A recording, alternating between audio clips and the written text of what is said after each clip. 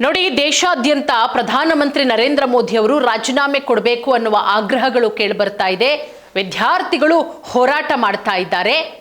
ಇದೆಲ್ಲದರ ನಡುವೆ ಮೋದಿ ಅವರು ಕೂಡ ಒಂದು ಸೆಲ್ಫಿ ವಿಡಿಯೋವನ್ನ ಹರಿಬಿಡ್ತಾರೆ. ನೀಟ್ ವಿಚಾರಕ್ಕೆ ಸಂಬಂಧಪಟ್ಟಂತೆ ಕೊನೆಗೂ ಕೂಡ ರಿಯಾಕ್ಟ್ ಮಾಡ್ತಾರೆ. ಇದೆಲ್ಲದರ ನಡುವೆ ಮೋದಿ ಅವರ ರಾಜೀನಾಮೆಗೆ ಸಾಕಷ್ಟು ಆಗ್ರಹಗಳು ಕೂಡ ಕೇಳಿಬರ್ತಾ ಇದೆ.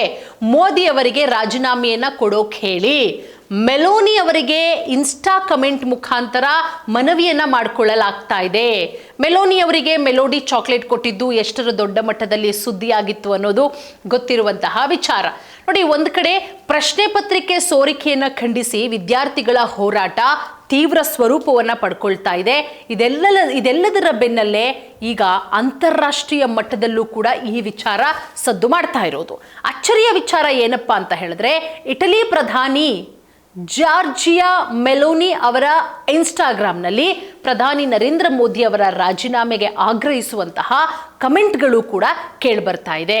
ಕೇಂದ್ರ ಸರ್ಕಾರದ ಭರವಸೆಯ ಬೆನ್ನಲ್ಲೇ ಸಾಮಾಜಿಕ ಹೋರಾಟಗಾರ ಸೋನಂ ಅವರು 26 ದಿನಗಳ ಅನಿರ್ದಿಷ್ಟಾವಧಿ ಉಪವಾಸ ಸತ್ಯಾಗ್ರಹವನ್ನ ಅಂತ್ಯಗೊಳಿಸಿದ್ದಾರೆ. ಆದರೂ ಕೂಡ ಕೇಂದ್ರ ಶಿಕ್ಷಣ ಸಚಿವರಾಗಿರುವಂತಹ ಧರ್ಮೇಂದ್ರ ಪ್ರಧಾನ್ ಅವರು ರಾಜೀನಾಮೆ ಕೊಡೋವರೆಗೂ ಕೂಡ ನಾವು ಶಾಂತಿಯುತವಾಗಿ ಪ್ರತಿಭಟನೆ ಮುಂದುವರಿಸ್ತೀವಿ ಅಂತ ಹೇಳಿ ಸಿಜೆಪಿ ಕೂಡ ಘೋಷಣೆಯನ್ನ ಮಾಡಿದೆ. ಇದೆಲ್ಲದರ ನಡುವೆ ಇಟಲಿ ಪ್ರಧಾನಿಯಾದಂತಹ ಜಾರ್ಜಿಯಾ ಮೆಲೋನಿ ಇತ್ತೀಚೆಗೆ ತಮ್ಮ ಇನ್ಸ್ಟಾಗ್ರಾಂನಲ್ಲಿ ಹಂಚಿಕೊಂಡಿದ್ದಂತಹ ಪೋಸ್ಟ್ಗೆ ನೆಟ್ಟಿಗರು, ವಿದ್ಯಾರ್ಥಿ ಬೆಂಬಲಿಗರು ಕಮೆಂಟ್ಗಳ ಸುರಿಮಳೆಯನ್ನ ಗೈದಿದ್ದಾರೆ. ಏನಪ್ಪಾ ಅಂತ ಹೇಳಿದ್ರೆ, 20ನೇ ತಾರೀಕು ಸಂಸತ್ ಭವನದ ಬಳಿ ವಿದ್ಯಾರ್ಥಿಗಳ ಮೇಲೆ ಯಾವ ರೀತಿ ಪೊಲೀಸರ ದೌರ್ಜನ್ಯ ಆಯಿತು, ಇದೆಲ್ಲವನ್ನ ಕೂಡ ನೆಟ್ಟಿಗರು ಕಮೆಂಟ್ ಬಾಕ್ಸ್ನಲ್ಲಿ ಉಲ್ಲೇಖ ಕೂಡ ಮಾಡಿದ್ದಾರೆ.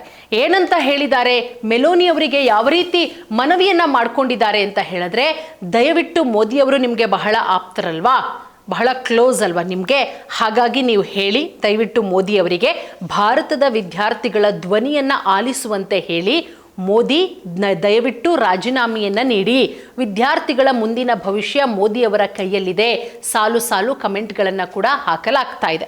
ಇದೆಲ್ಲದರ ನಡುವೆ ಸೋನಂ ವಾಕ್ಚುಂಕ ಉಪವಾಸ ಸತ್ಯಾಗ್ರಹ ಕೂಡ ಅಂತ್ಯ ಆಗಿದೆ. ಕಳೆದ 26 ದಿನಗಳಿಂದ ನಿರಂತರವಾಗಿ ಉಪವಾಸ ಸತ್ಯಾಗ್ರಹನ ನಡೆಸಿ ಆಸ್ಪತ್ರೆಗೆ ದಾಖಲಾಗಿದ್ದರು ಸೋನಂ ಅವರು.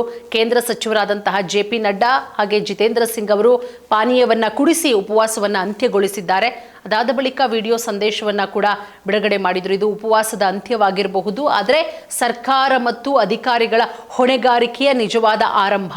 ನೀಟ್ UG ಪ್ರಶ್ನೆ ಪತ್ರಿಕೆ ಸೋರಿಕೆ ಪ್ರಕರಣದ ಹೊಣೆಗಾರಿಕೆ ಕುರಿತು ಚರ್ಚಿಸಲು ಮತ್ತು ಸಂತ್ರಸ್ತರಿಗೆ ಸೂಕ್ತ ಪರಿಹಾರ ನೀಡಲು ಸರ್ಕಾರ ಭರವಸೆ ನೀಡಿದೆ ಅಂತಲೂ ಕೂಡ ತಿಳಿಸಿದ್ದಾರೆ. ಸೊ ಹಾಗಾಗಿ ಸದಾ ಸಾಮಾಜಿಕ ಮಾಧ್ಯಮಗಳಲ್ಲಿ ಪ್ರಧಾನಮಂತ್ರಿ ನರೇಂದ್ರ ಮೋದಿ ಹಾಗೆ ಮೆಲೋನಿ ಅವರ ಫೋಟೋಗಳ ಮೂಲಕವೇ ಸದ್ದು ಮಾಡ್ತಾ ಇರ್ತಾರೆ. ಯಾಕಂದ್ರೆ ನಿಮಗೆ ಗೊತ್ತು, ಮೇ ತಿಂಗಳಲ್ಲಿ ಪ್ರಧಾನಮಂತ್ರಿ ನರೇಂದ್ರ ಮೋದಿ ಅವರು ಇಟಲಿಯ ರಾಜಧಾನಿ ರೋಮ್ಗೆ ಭೇಟಿ ಕೊಟ್ಟಿದ್ರು. ಆ ಸಂದರ್ಭದಲ್ಲಿ ಮೋದಿ ಹಾಗೆ ಮೆಲೋನಿ ಅವರ ಭೇಟಿಯ ವೇಳೆ ಮೆಲೋಡಿ ಚಾಕ್ಲೇಟನ್ನು ಕೊಟ್ಟು ಸಿಕ್ಕಾಬಟ್ಟೆ ವೈರಲ್ ಆಗಿದ್ದಂಥದ್ದು. ಹಾಗಾಗಿ ಈಗ ಮೆಲೋನಿ ಅವರಿಗೆ ಮನವಿ ಮಾಡಿಕೊಳ್ಳಲಾಗ್ತಾ ಇದೆ, ಮೋದಿ ಅವರಿಗೆ ರಾಜೀನಾಮೆ ಕೊಡೋದಕ್ಕೆ ಹೇಳಿ ಅಂತ. ಸೊ ಈ ವಿಚಾರ ಮುಂದಿನ ದಿನಗಳಲ್ಲಿ ಎಲ್ಲಿಗೆ ಹೋಗಿ ನಿಲ್ಲುತ್ತೆ ಕಾದು ನೋಡಬೇಕು.